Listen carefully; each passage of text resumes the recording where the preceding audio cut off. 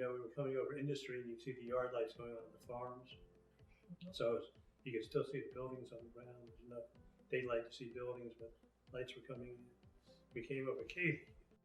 I had this vision that there'd be a loop inside Katy when it was just maybe at beginnings at Mason Road. And so that you picked up the phone and called other big landowners and funded Rice Center to do the study. Right. Rice Center was hired by a group of these to do something similar to what we did for the Texas Medical Center and for downtown Houston. That resulted in the idea of creating an area-wide activist association with a group of developers that had major property interests along the Katy Freeway. I think the first initiative actually was to get people to conceive of the area and get an understanding of what it was and what it was likely to become. Because when I first got involved, it didn't even have a name. It was sort of out Katy Freeway, or past Memorial, past the reservoirs. And people didn't think the growth would go past the reservoirs, help the reservoirs, but inhibit the growth, and then would go north up to the trees and Champions area. So I think it was really getting West Houston conceived of. Part of that was getting the map, because nobody really knew where it was. No, the map was, kind of our crown jewel of identification.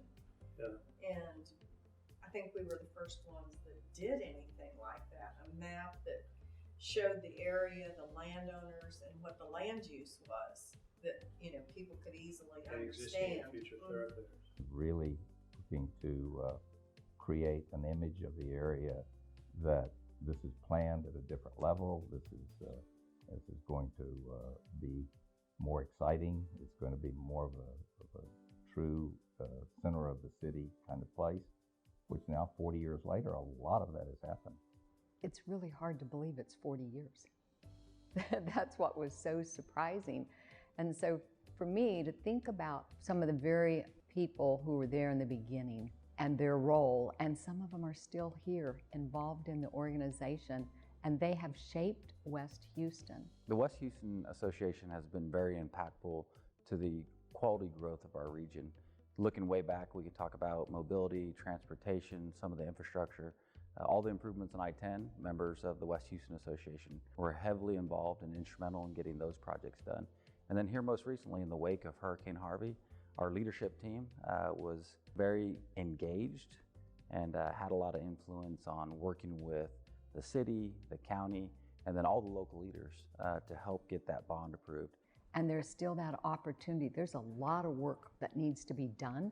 We're not stagnant. We're very much a dynamic organization, and we have the commitment from the membership and the young leaders to carry us forward. As we continue to move this organization forward, I think it's important to really just continue to focus on advocacy and a keen sense of focus on bringing people together, as well as just making sure that we focus on the next level of leadership or the next generation of leaders. By joining, it's a united voice of many asking for the same thing rather than one individual. We are trying to get the next generation to come on board, get involved, and continue West Houston Association.